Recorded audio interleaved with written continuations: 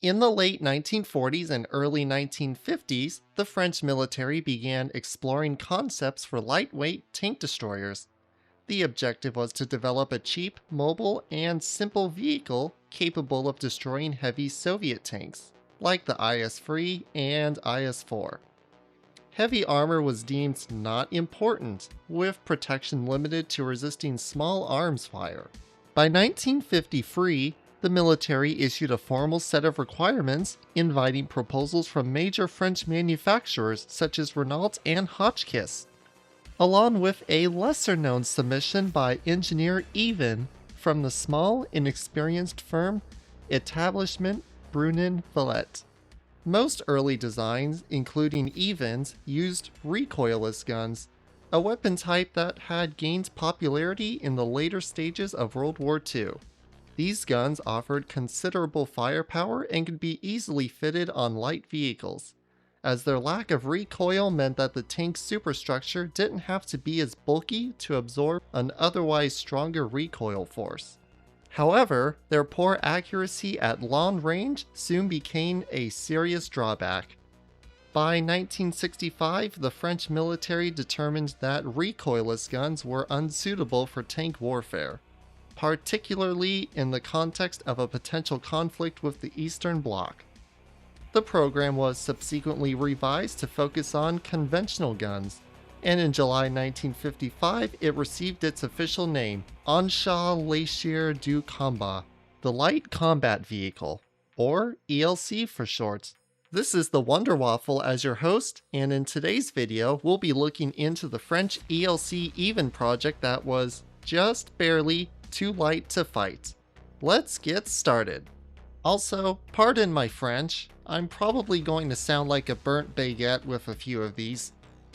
Even's first prototype emerged in 1953, developed in response to a July 1952 request by Marshal June for a lightweight tank destroyer armed with recoilless rifles.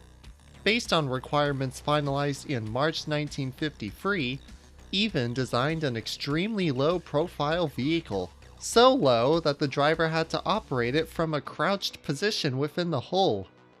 It featured a rotating turret mounting 4 Brandt 120mm recoilless rifles and reached the mock-up stage by January 1954. However, by 1955, the French army had revised its doctrine, moving away from recoilless rifles in favor of more conventional anti-tank guns. Despite this shift, the prototype was completed and trialed in 1956, only to confirm the shortcomings of recoilless guns. Though powerful, they proved highly inaccurate. In addition to this, the prototype vehicle struggled with off-road mobility. It became stuck in a ditch during the first day of testing and suffered a broken right sprocket shaft. In light of both the evolving requirements and the prototype's underwhelming performance, Even returned to the drawing board to revise his design, aiming to meet new standards and correct earlier flaws.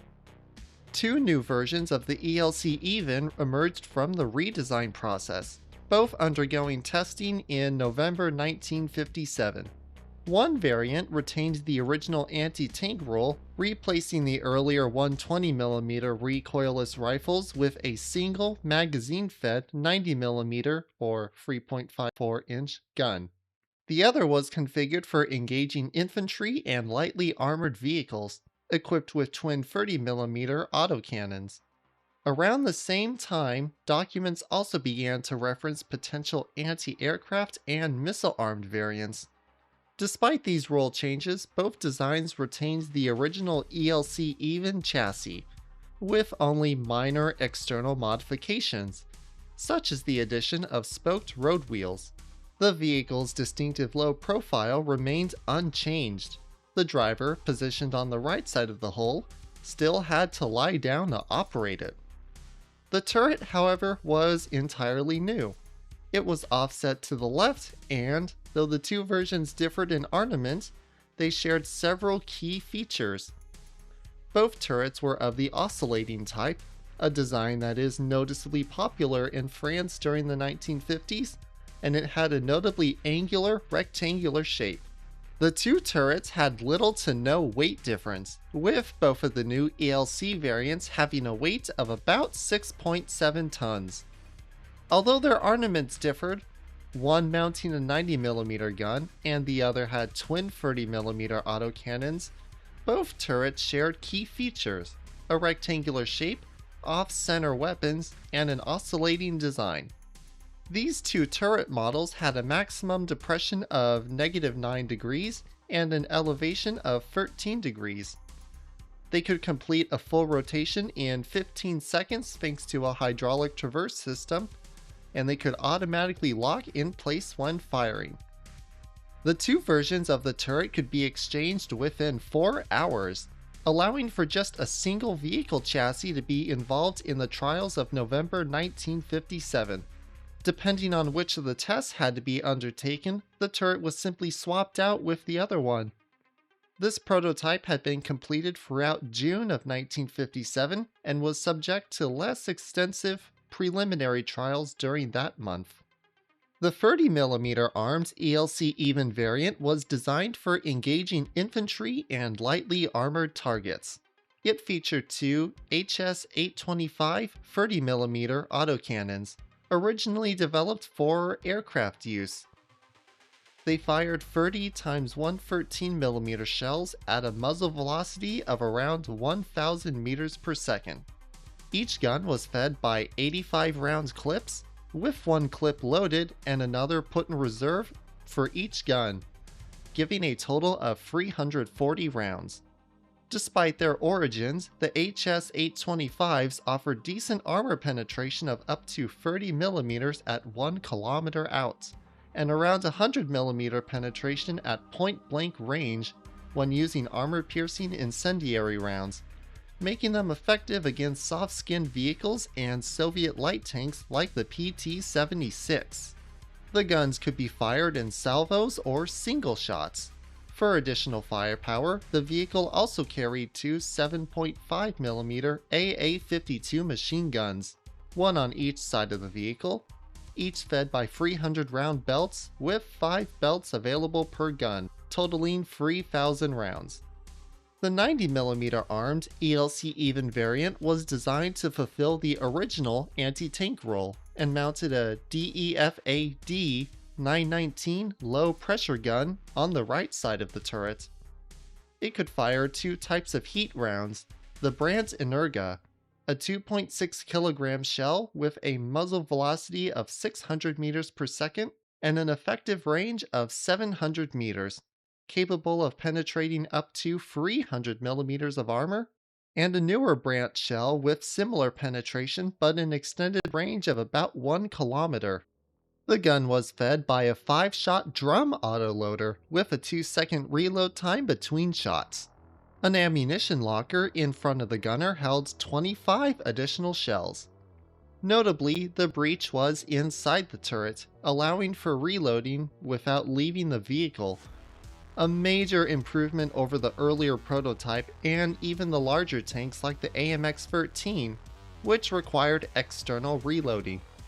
In addition to the gun, this version featured one coaxial 7.5mm AA-52 machine gun with 1,200 rounds available. The 90mm armed turret on the 1957 ELC Even prototype was originally fitted with the DEFA-D 919 gun, but by November, plans were already underway to replace it with a newer model. The French military requested that the turret should be able to fire the more powerful 4.6 kg DEFA feathered shell, which traveled at 760 meters per second, a capability that was already present on the competing ELC AMX, and also the G non-rotating heat shell, which traveled at 700 meters per second. As a temporary solution, Even modified the D919 to create the D919A, which could fire the DEFA projectile using a shortened Brandt cartridge, which reduced the shell length down to 625 millimeters. This allowed the ELC to match the firepower of its competitor without extensive turret redesigns. but the modification was deemed unacceptable for mass production due to safety and durability concerns. By March 1959, after the promising 1957 trials, the French Army placed a pre-series order for 5 ELC Evens. It was specified that these vehicles should fire the DEFA feathered shell in its full-length configuration, which was 758mm using the DEFA socket, allowing for muzzle velocities of 760 to 770 meters per second, with improved accuracy and safety over the earlier Brandt adapted version. To accommodate this, the D919A gun was further refined into the D919B, which maintained the same internal dimensions but featured a barrel 30 centimeters longer to enhance its accuracy. The D919B could still fire the feathered shell using either the DEFA or shortened Brandt socket, as well as the 656mm Brandt Energa shell. However, it could not fire the G non-rotating heat shell, which required a different weapon, which was the D915 gun used on the ELC AMX BIS. This gun could not be fitted to the Even turret, leading to the cancellation of any plans to arm the ELC Even with the G shell. ELC Even featured a compact, low-profile hull measuring just 1.6 meters in height with the turret, 2.15 meters in width, and 5.3 meters in length. Lightly armored, it offered up to 15mm of protection at the front and 8mm elsewhere, enough to resist 7.62mm rounds, anti-personnel mines, and shell splinters. Weighing only 6.7 tons with either turret equipped, it was powered by a rear-mounted SOFAM engine producing 168 horsepower, separated from the crew compartment by a fireproof partition. Mobility tests performed in November 1957 showed that this new generation of ELC Even could reach a maximum speed of 70 km an hour, 43 miles an hour, on road, and had a cruise speed of 50 to 55 kilometers an hour, 31 to 34 miles per hour, on road, and 20 to 40 kilometers an hour, 12 to 24 miles per hour, off-road. The crew consisted of just 2 people, a driver and a commander gunner. The driver, located at the front of the hull, entered through a large hatch and had to lay on his back in an unusual position due to the extremely low internal height. There just wasn't enough room to sit upright. The turret, offset to the left side of the vehicle, housed the commander, who also operated the gun. Entry and exit for the commander was through a top hatch on the turret. Due to its compact size and light weight, the ELC Even was reportedly capable of being transported by the Piasecki 4I helicopter, a designation for the Piasecki H-21C, a transport helicopter of which the French Army and Air Force had acquired 98 units of. In addition to the H-21C, the ELC Even was also said to be compatible with another helicopter referred to as the YH-I-7A, though little information is available about this aircraft. The newly introduced French transport plane at the time, the Nord-Atlas, was reported to be capable of carrying the ELC Even in its cargo hold, underlining ELC Even compact and lightweight nature. In March 1959, a pre-series order for 10 ELC Even vehicles was placed, 5 armed with the D919B 90mm gun, and 5 with the 30mm Autocannon turret. As the original manufacturer, Brunon-Valette, lacked the capacity for such production, the task was handed over to the major French arms company Hotchkiss. The vehicles were completed by 1961. The goal of the pre-series was to conduct more extensive operational testing and attract potential American funding if the results were promising. Of the 10 vehicles, 7 were distributed to various French army units for field trials. 1 remained at the factory for continued testing, another was retained by the military for design evaluation, and the final unit was shipped to the Aberdeen Proving Grounds in Maryland for demonstration to American officials. By this time, the use of ELC even in the French military doctrine had been extensively developed. The plan was to produce these small, lightweight vehicles in large numbers, with the belief that they could serve as effective anti-tank systems, especially in urban environments where larger and heavier tanks might struggle. The ELC even design did have several advantages. It was compact, could be airlifted, and carried a gun that was quite potent for its size. However, despite its promise, the vehicle had some pretty clear limitations. It repeated a major flaw from earlier French tank designs by relying on a 2-man crew, forcing the commander to also serve as the gunner, a setup that overburdened the commander in combat. Its armor was minimal, offering little real protection, and while the gun was adequate at first, the vehicle's small size left little room for future upgrades. These issues raised serious concerns about the ELC even's long-term capacity for modernization programs. For these reasons, the ELC even, despite coming closer to mass production than many other French armored prototypes of the 1950s, was ultimately cancelled. The project failed to secure American funding. And at the same time, France, under President Charles de Gaulle, was facing significant financial constraints in its defense budget, as the early 1960s saw heavy investment in developing an independent nuclear deterrent, including submarines, aircraft, and ballistic missiles. Additionally, France was committing resources to a joint tank development program with West Germany, which would eventually evolve into the AMX-30. Thus, funding the large-scale production of a vehicle like the ELC even was simply no longer feasible. All work on the project appeared to have come to an end by 1963. Surprisingly, free ELC even vehicles have survived, despite only a small pre-series ever having been produced. One of them, which was fitted with the 30mm turret, is on display at the Saumur Tank Museum, France's largest and one of Europe's most notable tank collections. Interestingly, it's one of the few vehicles in the museum that visitors can enter, as it was originally intended as an interactive exhibit for children. A second ELC even, armed with a 90mm gun, is also held by the museum, though it is not part of the permanent display.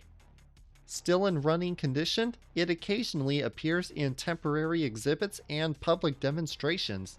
A third example, also equipped with a 90mm gun, is preserved as a static display at the Capellania military base near Marseille. The fate of the remaining vehicles is unclear, though most of them were likely scrapped. However, given Saumur's large reserve collection, about 500 vehicles not on public display, it's possible that there's more ELC evens surviving in storage. This concludes our look at the ELC even Airborne Light Tank Destroyer. What do you think of this compact and unusual airborne tank? Do you think it should have received funding from the Americans? Let us know in the comments below. If you haven't done so already, we invite you to subscribe to stay updated on future content. And if you'd like to contribute further, consider supporting us on Patreon or PayPal. Your support helps us make fun and engaging content and keep the Tank Encyclopedia website in tip-top shape. I've been your host, The Wonder Waffle. My YouTube channel focuses on the game's sprocket tank design, where I upload comprehensive tutorials, unique gameplay focuses, contest result videos, and more. I've been looking forward to narrating this video, as the ELC even was already a beloved vehicle for me.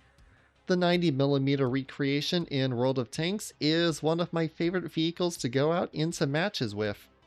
If you'd like to check out some of my sprocket content, use the link that will be available in the video title. Thanks to all of you for watching, and until next time, keep us in your sights.